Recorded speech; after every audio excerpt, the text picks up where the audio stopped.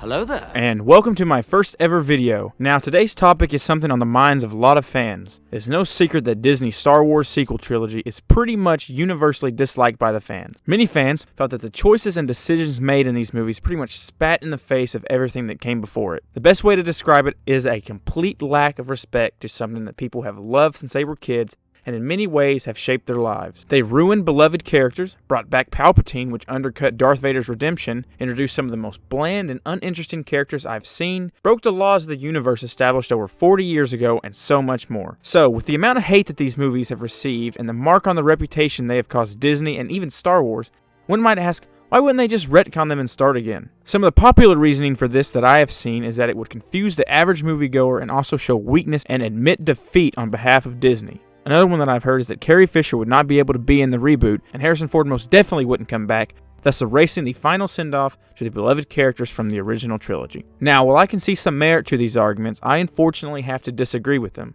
Now, I'm going to take you through some quick reasons that I believe make retconning these sequels the best and most logical move Disney can make going forward. So, let's get started. As I said earlier, the sequel trilogy left the majority of Star Wars fans with a very bad taste in their mouths and soured their outlook on the franchise as a whole. This resulted in many Star Wars fans simply giving up and walking away from something they grew up with and have loved since they were a kid. This is not good for the future of Star Wars. With many of the hardcore fans leaving the franchise, Disney is losing those people who buy all the comic books, novels, video games, and support all the movies. This in itself would be a big hit to Disney's wallet. The simple fact is that the more Disney leans into the mess that was the sequel trilogy, the more and more Star Wars fans they will lose, which will have a big effect on Star Wars as a whole. For example, let's take the Solo movie. Solo was the first Star Wars movie ever to lose money at the box office. It had the lowest turnout for a Star Wars movie that we have ever seen. So, why was that? One could assume that it was simply a bad movie. However, for all intents and purposes, it was a very fun and enjoyable movie. A common defense of this failure made by Disney is that it was due to Star Wars fatigue, which I have to say is utterly ridiculous. They have put out 23 MCU movies and not one of them has lost money or failed at this level due to Marvel fatigue. So what sense would it hold that people would be tired of Star Wars after only 3 new movies put out by Disney? It's simply ridiculous. The reason that movie failed was due to the betrayal fans felt following the spit in the face that was The Last Jedi. Fans decided to hit Disney where it would hurt them the most, their wallets. And it sort of worked. They did backpedal on a lot of what happened in The Last Jedi and the jumbled up mess of Rise of Skywalker, but there was no way to make up for what they had done. Solo was likely setting up a trilogy of movies based around Han Solo. However, after its failure, these all got the axe. If Disney continues to disrespect the fans this way, eventually there will be no more Star Wars content, as it wouldn't be a worthwhile investment to Disney anymore. Now, if they were to retcon the sequels, I truly believe it would cause a lot of Star Wars fans to come running back to the franchise. The only way I can see the relationship between the fans and Disney being fixed is by Disney actually admitting they made a mistake instead of defending it and calling all the fans toxic and impossible to please. Whether they want to admit it or not, Disney needs the hardcore fans, and the best way to get their support back is to get rid of what caused the initial rift in the first place.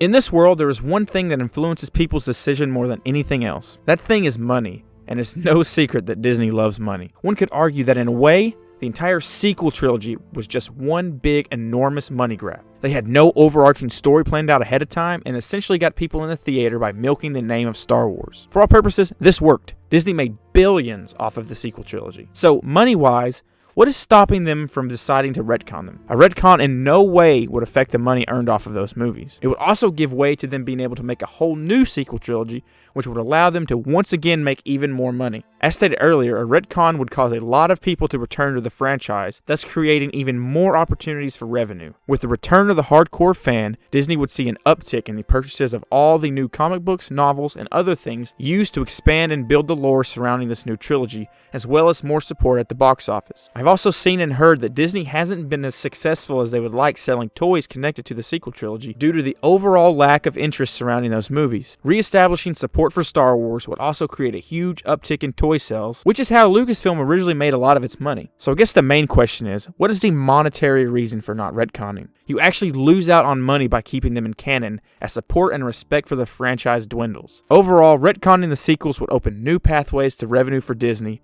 and is the best business move they could make in their current situation.